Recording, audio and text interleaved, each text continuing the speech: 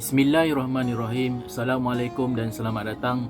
Hari ini aku akan menceritakan tentang perjalanan hitchhiking di Iran. Video kali ini adalah kesinambungan daripada video yang sebelumnya di mana Saha telah encourage aku untuk start hitchhiking ni di Iran.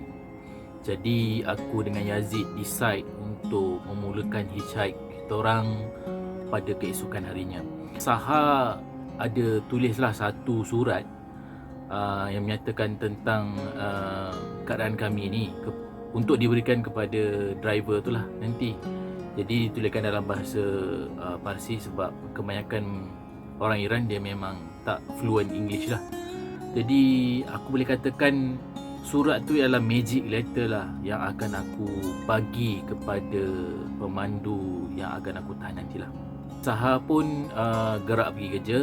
Saleh tolong kita orang, hantar kita orang pergi naik Tehran Metro, and then kita orang menuju ke stesen Imam Khomeini. Sebaik saja tiba, kami bergerak ke makam Imam Khomeini dan jalan-jalan kejap lah, alang-alang dah sampai, masuk makan kejap.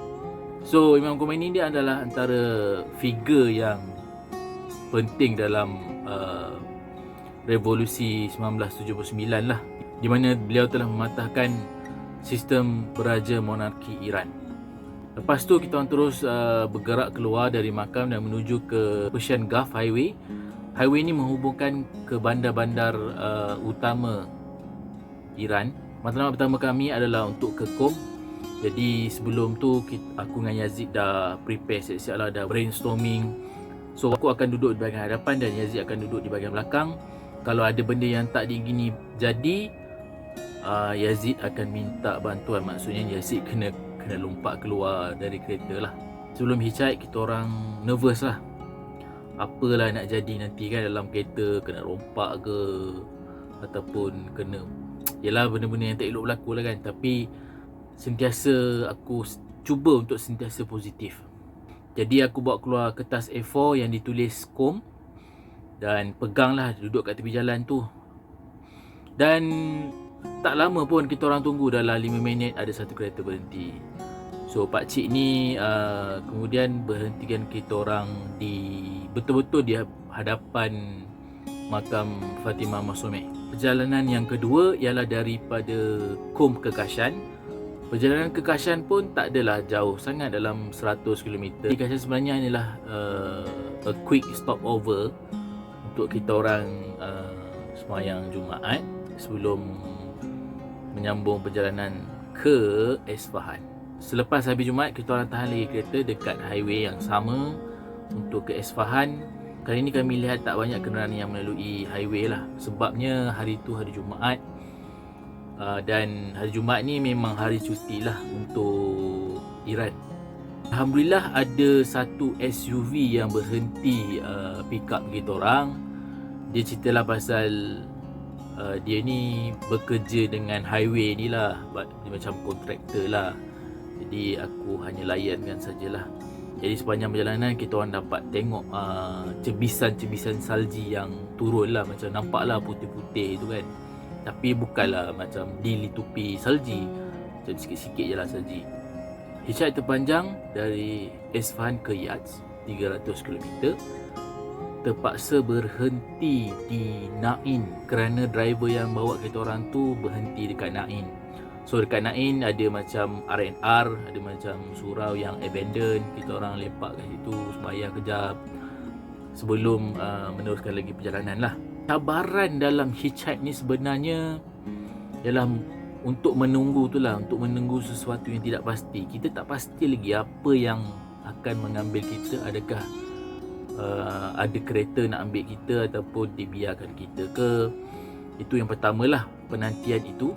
Yang kedua adalah bas. Bas pun berhenti juga nak ambil kita orang. Ingatkan macam kita orang nak naik bas. Dan juga private sapu dan juga teksi pun berhenti juga. Yang ketiga adalah lokasi menunggu.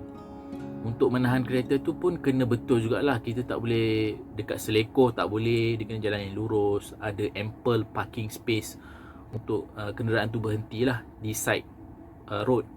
Antara masalah lain ialah kita tak boleh nak tunggu ataupun tahan kereta berhampiran dengan taxi stand ataupun bus stand, sebab taxi dan juga bas akan berhenti dekat tempat yang kita tunggu tu sebab dia ingat kita nak tahan dia lah. Hitchhiking kami yang last kali adalah dari Shiraz ke Avaz, namun kami tak dapat sampai ke Avaz melalui hitchhike, hanyalah separuh jalan ke Gash Saran. Kereta pertama kami berhenti di Dash Arjan, sebab kereta ni sebenarnya private, sapu taksi lah, kereta sewa, tapi dia ambil juga kita orang. Macam cakap lah tak ada duit, dia cakap rial kan. Kita orang buat bodoh je, jadi dia stop, dia berhentikan kita orang dekat Dash Arjan. Dalam beberapa kilometer sajalah daripada Shiraz tu, kita orang hitchhike Dash Arjan. Kita orang dapat satu kereta, tahan satu kereta, dan berhenti kat Gash Saran. Kami terus ambil shared taxi ke Avaz sebab hari pun dah semakin lewat, jadi kami sampai dekat Avaz pun dah malam lah. Hitchhike ni sebenarnya meletihkan lah, sebab kita kena sentiasa alert sewaktu kita ada dalam kereta tu lah. Memang letih, tapi aku cuba untuk tak tidur lah. Macam Yazid, dia relax je tidur kat belakang kereta kan. Aku recommend lah korang untuk try hitchhike ni at least sekali lah dalam hidup korang, untuk merasa macam mana debaran hati korang tu waktu naik kereta ataupun naik kenderaan orang yang korang tak kenal lah, yang korang tak pasti dia akan bawa korang ke tempat yang korang nak lah. Jadi sebenarnya hitchhike ni mengajar aku tentang keberserahan diri kepada Tuhan lah, kepada Allah. Jadi dengan ilmu, dengan semangat macam mana, semangat positif macam mana sekalipun, kalau kita tak tawakal, kalau kita tak percaya yang Tuhan nak tolong kita, memang tak akan sampailah kita kat situ. Terima kasih kerana menonton. Jangan lupa untuk subscribe dan share.